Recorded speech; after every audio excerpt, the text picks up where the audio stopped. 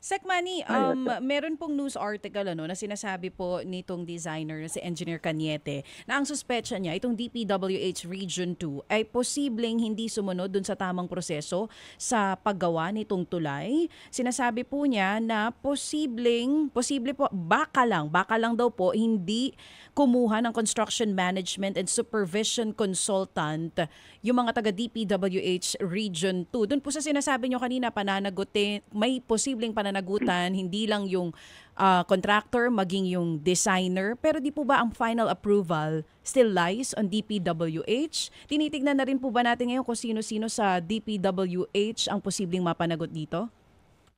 Yeah. Of course, kahit titignan din namin siya. Kaya lang napakatagal na panahon yan. Karamihan na nag-supervise, nag-ano dyan sa tulay na yan. Either wala na sa sa department, nag-retire na, o wala na eh. So anyway, we are trying to, in fact, kung meron pa kaming makakuha na testimony ng mga ibang kahit na nag-retire na tinitignan namin kung maimbitahan namin na para magbigay ng salaysay kung paano ginawa niyan.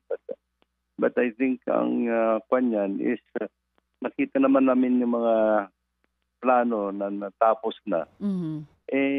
Certify naman yung designer yung as-built plan. So ang ibig sabihin certify mo na correct yung as-built plans mo, nagawa sa tamang paparaan yung construction.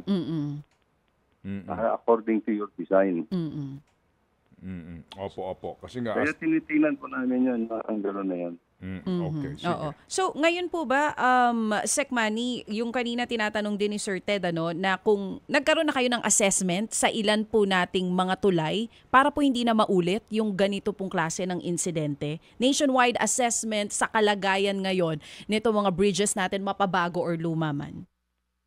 Yeah, ongoing po lahat ng mga tulay natin ngayon. Sabi ko nga kanina, that many of the bridges, na old bridges noon, nire-retrofit po at being strengthened at this point in time. Lalo na po dito sa primary roads natin, sa Taang Maharlika at other national roads na dinadaanan na marami.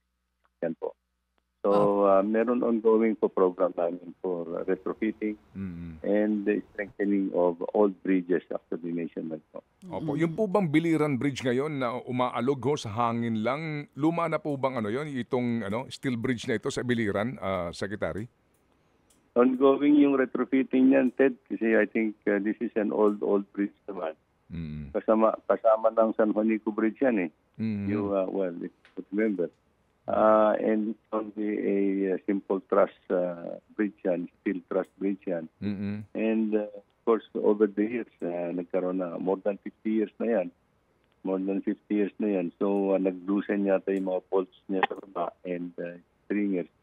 So, I think the funds has already been released to the regional offices and they are undertaking the retrofitting now.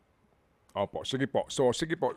In parting po, Secretary, timetable po ninyo doon po sa third party na gagawa po ng supposed to be forensic engineering investigation dito. Meron ba kayong deadline? Opo. So, yeah, we're trying actually to get in touch with them within the week, and so that I think, but yung preliminary assessment namin, we have to submit it within the week.